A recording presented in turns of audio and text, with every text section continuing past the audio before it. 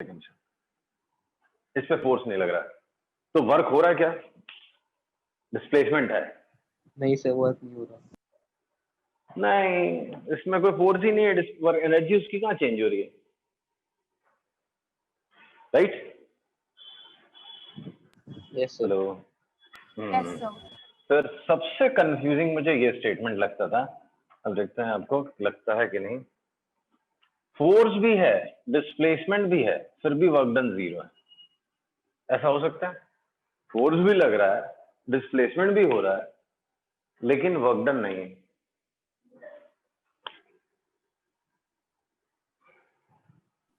नहीं सर। जैसे satellite revolving around अर्थ, gravitational force लग रहा है अर्थ का सैटेलाइट पे, सैटेलाइट घूम भी रहा है।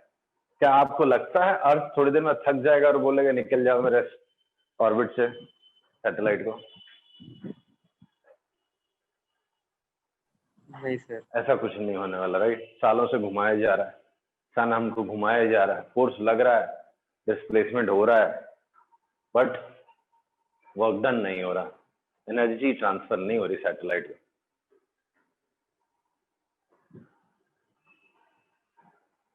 हाँ सर, समझा।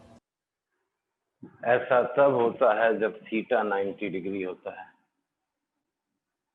Force is perpendicular to displacement. When force is perpendicular to displacement, work done by that force is 0. Is it clear? Yes sir. Force Yes, and displacement, if are perpendicular, then work done by that force in producing the displacement is 0. इसको थोड़ा convincing बनाने के लिए मैं आपको एक example देता हूँ। ये एक ब्लॉक है, इस डायरेक्शन में फोर्स लगा होगा, फ्रिक्शनलेस सरफेस पर रखा हुआ है, तो क्या ये मूव करता है इस ऑब्जेक्ट को? हाँ सर। yes sir. फ्रिक्शन बिल्कुल करेगा, F इक्वल टू में करना ही करना है। अगर मैं एक एक एंगल पे लगा दूं, इस एंगल पे, तो क्या ये फोर्स इस ऑब्जेक्ट को चलाएगा?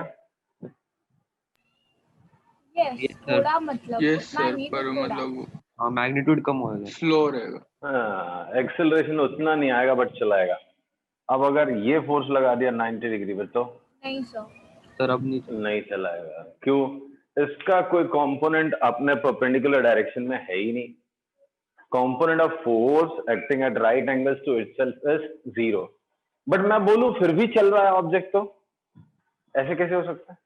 ऑब्जेक्ट चल रहा है, ये ऑब्जेक्ट चल रहा है, ऐसा हो सकता है क्या? फोर्स ऐसा लग रहा है, ऑब्जेक्ट चल रहा है, ऐसा हो सकता है? बिल्कुल हो सकता है। कोई दूसरा रीजन होगा, कोई और चला रहा होगा, हमको क्या करना है? तो कोई दूसरा फोर्स चला रहा होगा। Yes sir. So there's a possibility na it is moving due to action of some other force, right? तो मैं ये तो नहीं कहूंगा ना कि इसने वर्क किया, इसका वर्क डन अभी भी 0 है।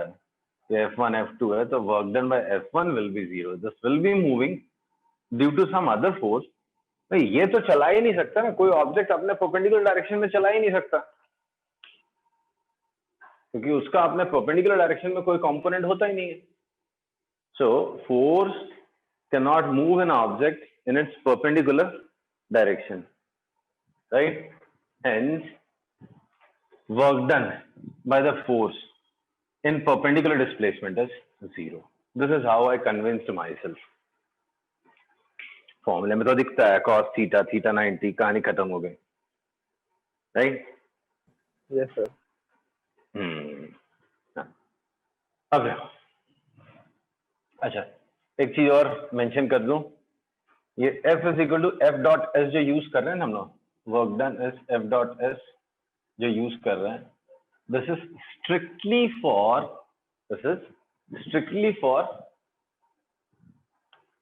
क्या होता है, constant force is to be used only when force acting as constant. Force जो लग रहा है वो कांस्टेंट होना चाहिए। ऐसा नहीं हो कि आपने फोर्स वेरिएबल लग रहा है एंड इधर आपने ये फॉर्मूला डाल दिया F into F dot S. कई लोगों को देखा मैंने ये कंफ्यूजन होते हुए, ये ऐसा गलती करते हुए, वेरिएबल फोर्स के केस में भी वर्क डन निकालने के लिए फोर्स इंटू डिस्प्लेसमेंट कर देते हैं। I am sure you people will also do at least once twice.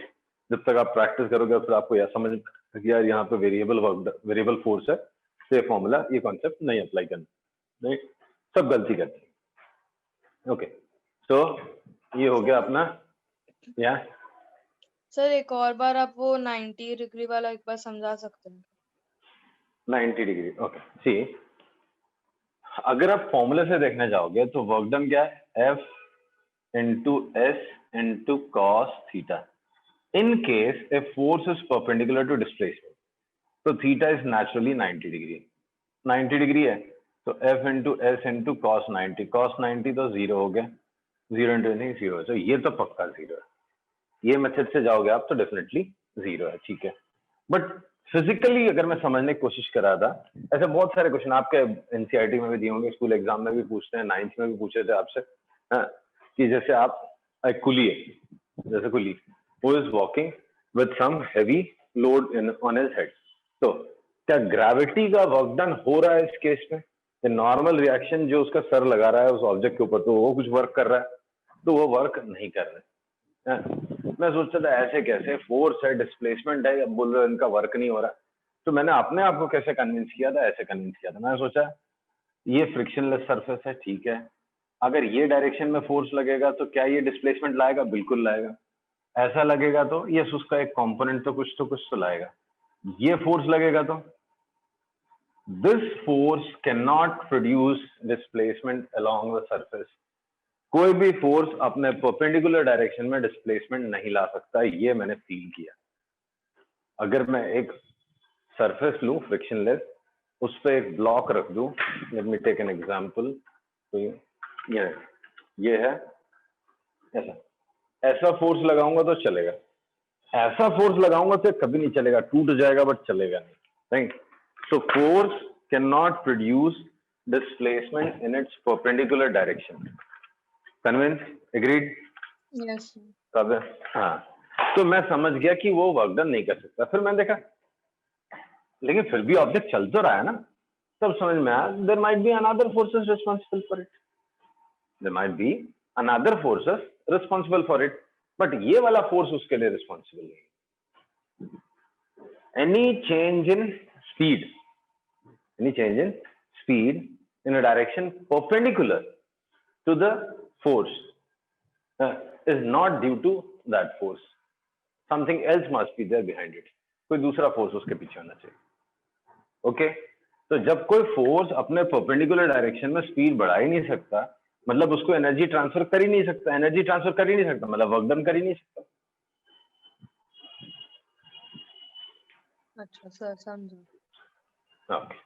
So this way I convinced myself in terms of physical significance of the statement. बाकी फॉर्मूले में तो दिखता है थीटा 90 है, cos 90 0 होता, कहानी खत्म हो गई, नहीं? Okay.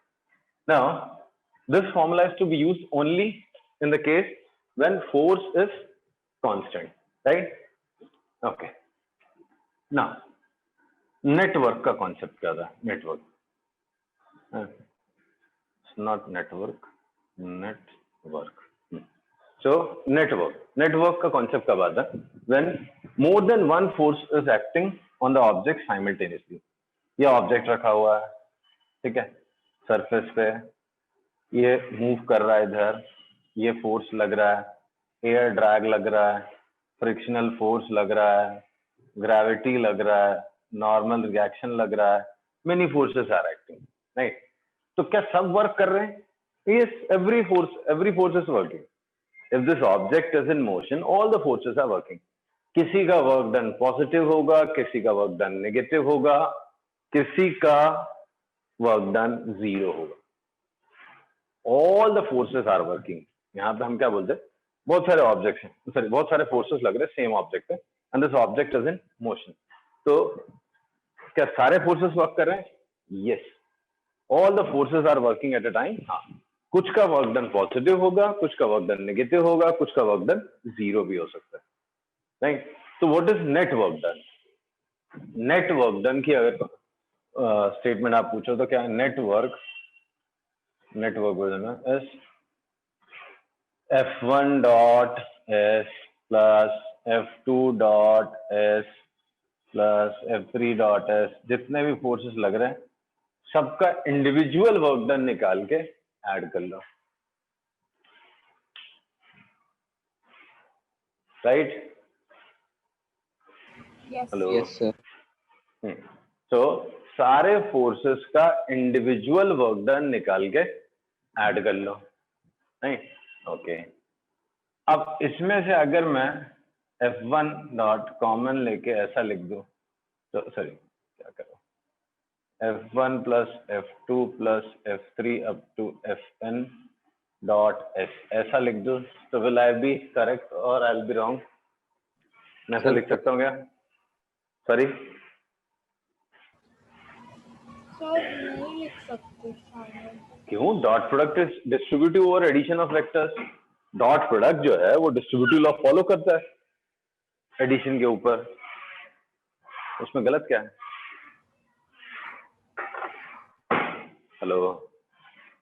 Yes sir. हाँ, dot product is distributive over addition, तो ये डॉट प्रोडक्ट है, डॉट एस ये डिस्ट्रीब्यूट कर सकता है।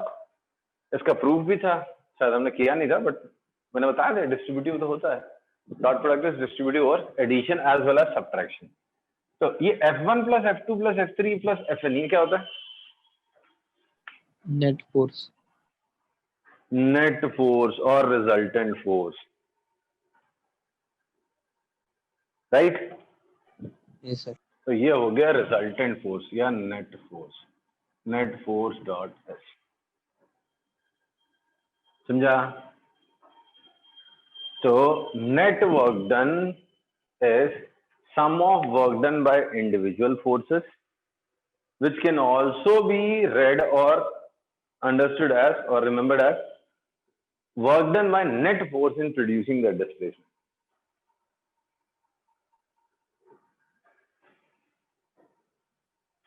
Hello. Yes sir. Yes, sir, समझा. समझा? विच कैन सॉरी, एक और बड़ी इंटरेस्टिंग चीज यहाँ से मालूम चलेगा रोहन, अगर बहुत सारे फोर्सेस काम कर रहे हैं, ठीक, बहुत सारे फोर्सेस काम कर रहे हैं और सबका वर्क डन मिला के 0 है, मतलब ना तो इसको एनर्जी ट्रांसफर हो रही है ना तो इससे एनर्जी ट्रांसफर हो रही है, स्पीड बढ़ नहीं रही, चेंज नहीं हो रही। तो net force acting must be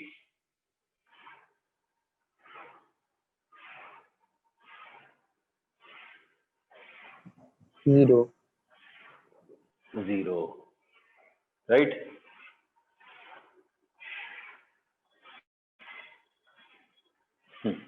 अब इस पे क्वेश्चन कर देते हैं हम ना, छोटा सा याद रखने के लिए।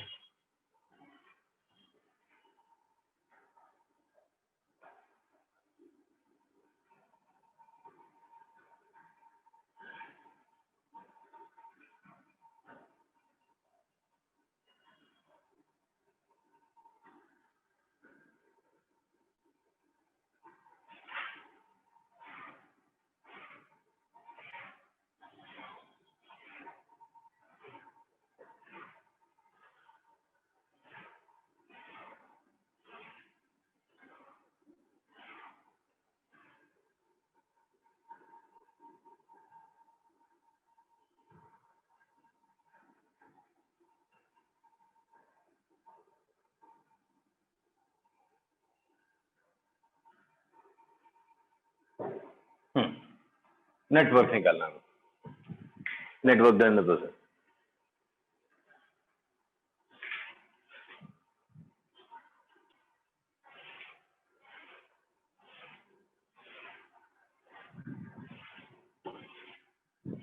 आया आंसर?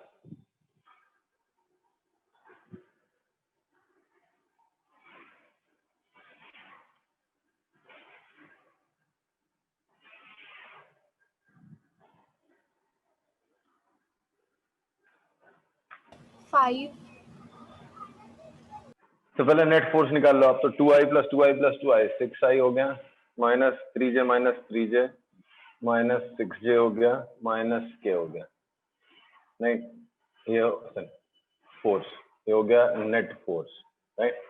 ना डिस्प्लेसमेंट कितना है? यहाँ से -3 -2i -2j प्लस के, नहीं, तो work done S net dot S, तो दोनों का डॉट होने के लिए -12 + 12 -1 joule is answer. So answer is -1 joule. समझा? Hello,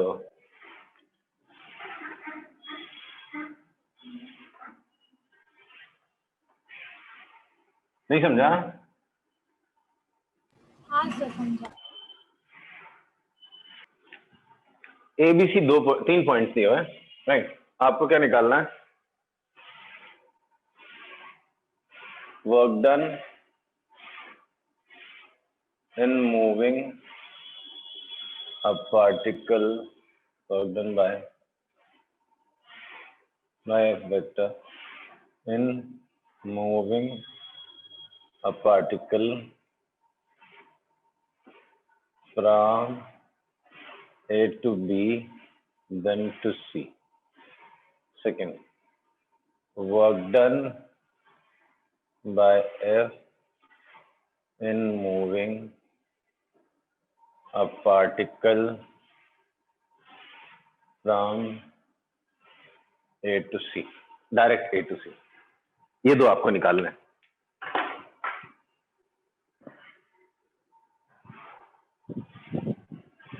I'll give you 3 minutes. Try करो.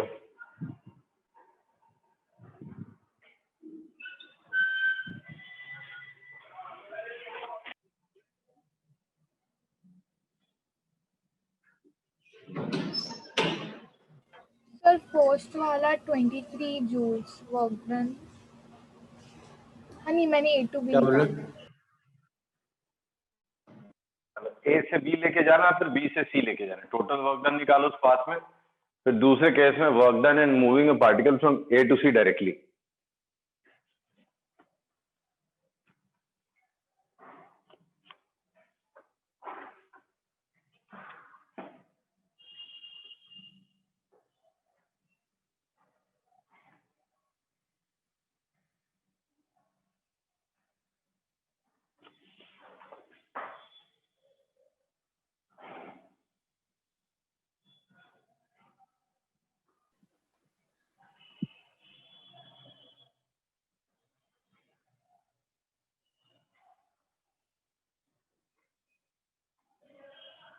सर फर्स्ट सर का आंसर फर्स्ट 33 है क्या?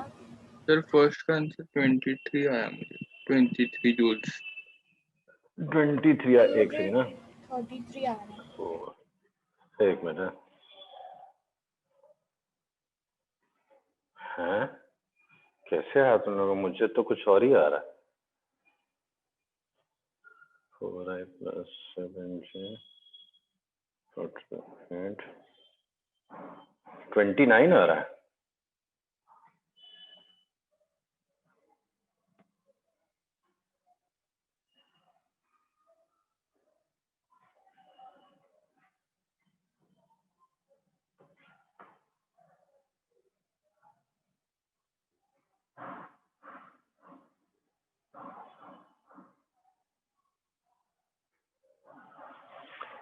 A से B लेके जाना है, फिर B से C. पहले A से B ले जाने में वर्क डन निकालो.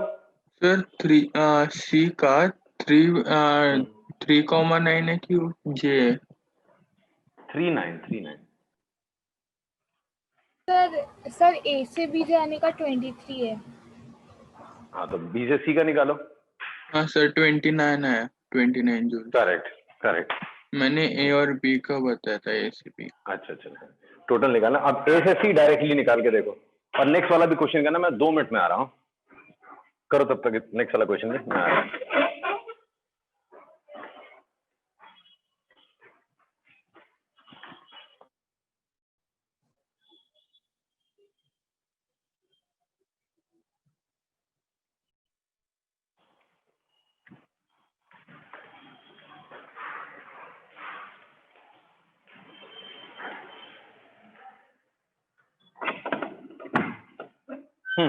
आगे दोनों questions.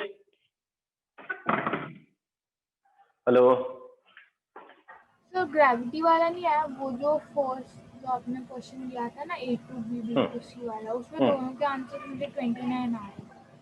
Correct. So work done to move it from AB then B to C is 29. अगर आप A से C लेके जाते हो 29. तो क्या लगता है आपको? Work done by force when moving an object between 2 points depends on the path or does not depends on the path? No, it does not depend on the path. पिछले क्वेश्चन में आप A से B लेके work done निकाला, B से C work done निकाला और सीधे वर्क डन निकाला, दोनों केस में सेम आ रहा, तो डिपेंड्स और डज नॉट डिपेंड्स। तो ये एग्जांपल से ऐसा लगता है जैसे it does not depends but it depends. इस केस में आगे आगे हम सीखते जाएंगे तो पता चलेगा आपको कौन से फोर्सेस होते हैं जिसमें work done depends on the path and in which cases work done does not depends on the path. We'll discuss those two cases, right? Hello. Yes sir. वो केसेस हम डिस्कस करेंगे धीरे धीरे, बट ऐसा जरूरी नहीं है। कई लोग दिमाग में बना के बैठे होते हैं, कई लोग अपने दिमाग में पता नहीं कहाँ से बना के बैठ जाते हैं कि it does not depends on path, and कई लोग परमानेंटली बना के बैठ जाते हैं इट डिपेंड्स ऑन पाथ। ऐसा नहीं है, अलग अलग फोर्सेस होते हैं। कुछ फोर्सेस का डिपेंड्स ऑन द पाथ, किसी किसी का does not depends on the path, right? On the basis of that we have the classification of force, conservative and non conservative forces, right? तो वो है इसी चैप्टर में, बाद में समझेंगे, ठीक है? इस केस में क्या प्रॉब्लम हुई, आप क्यों नहीं निकाल पा रहे? ये भी तो वही सेम क्वेश्चन है। ग्रेविटेशनल फोर्स, इस केस में अगर मैं बोलूं आपको ग्रेविटेशनल फोर्स कितना होगा, दिस इज वाई एक्सिस, इस डायरेक्शन में ग्रेविटी है, मास इज 10 kg, तो ग्रेविटेशनल फोर्स कितना होगा? Express it in vector form.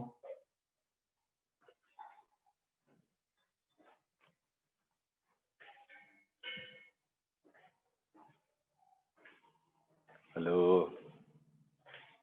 Sir नहीं समझा आपने क्या बोला। ग्रेविटी इस डायरेक्शन में लग रहा है, वाई एक्सिस ये है, एक्स एक्सिस ये है। ग्रेविटेशनल फोर्स को आप वेक्टर फॉर्म में बताओ ना, कितना आएगा?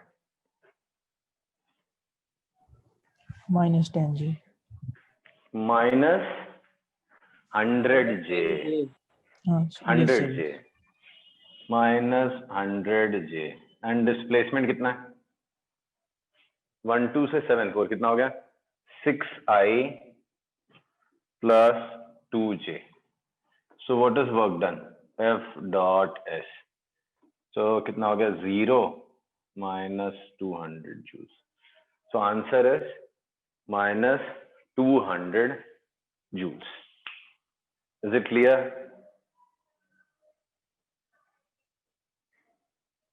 Yes sir. ठीक है, I'll stop here. कल करते हैं, कल भी शायद मैं एक्स्ट्रा क्लास लूंगा इसी चैप्टर का, शायद, श्योर नहीं हूँ, देखता हूँ, मैं अरेंज करता हूँ। अगर वो तो I'll take an extra class और उसको आगे बढ़ाते हैं। बट और प्लीज sir- कोई भी ये चैप्टर मिस मत करना, मतलब पुराने भी पढ़ते रहो। यही मैं आपको बार बार बोलता हूँ, अगर ये 3 बेसिक कॉन्सेप्ट्स आपके दिमाग में घुस गए, कौन से? काइनेमेटिक्स, काइनेमेटिक्स में कौन सा? वो मोशन इन स्ट्रेट लाइन वाला, फिर vectors, NLM and work power energy, ये 4 बेसिक कॉन्सेप्ट्स है। ये अगर चीजें आपके दिमाग में बैठ गई ना तो सारी फिजिक्स आप पढ़ लोगे इजीली। ये मेन कॉन्सेप्ट्स है, समझा? फिर इन्हीं के